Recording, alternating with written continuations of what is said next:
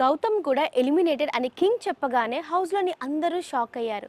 కానీ గౌతమ్ని సీక్రెట్ రూమ్లో పెట్టారు.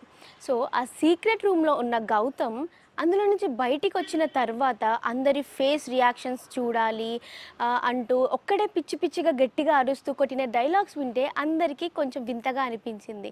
తేనె పూసిన కత్తిని దింపినా కూడా నేను చావలేదు అనుకుంటూ పిచ్చి పిచ్చిగా చిన్న పిల్లోళ్ళ చేసి కొట్టేసుకున్నాడు. అందరికీ నవ్వొచ్చే డైలాగ్ కూడా ఒకటి అన్నారు గౌతమ్. అదేంటంటే అరచేయి అడ్డుపెట్టినంత మాత్రాన సూర్యుని ఆపలేరు అని చిన్న పిల్లోడిలాగా అరుచుకుంటూ ఉన్నాడు.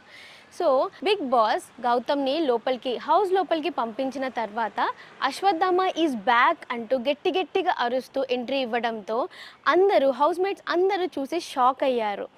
ఇంకా గౌతమ్ లోపలికి వెళ్ళి ఇది 2.0 అంటూ గిలగిలా కొట్టేసుకొని హౌస్ అంతా తిరిగేశాడు. సో అందరికీ ఏం చేస్తున్నాడో ఎందుకు చేస్తున్నాడో కూడా అస్సలు అర్థం కాలేదు.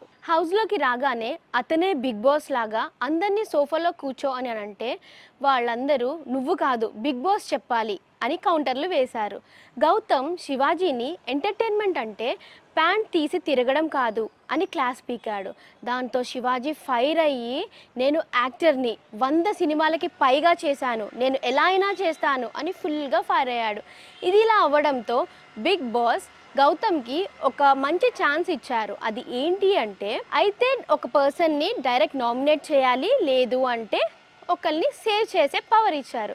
సో దాంతో గౌతమ్ ఆటా సందీప్ని సేవ్ చేయడానికి తీసుకున్నారు. ఎందుకు అనంటే ఆటా సందీప్ గౌతమ్ని ముందు నామినేట్ చేయలేదు కాబట్టి. మొత్తానికి గౌతమ్ చేసిన ఓవర్ యాక్షన్ అంతా ఇంత కాదు అని చెప్పొచ్చు. గౌతమ్ బిగ్ బాస్ హౌస్లోకి వెళ్ళిన తర్వాత అందరినీ ఆట ఆడేసుకుందాం అని అనుకున్నాడు, కానీ అందరూ గౌతమ్నే కౌంటర్స్తో ఫైర్స్తో ఆడేసుకున్నారు.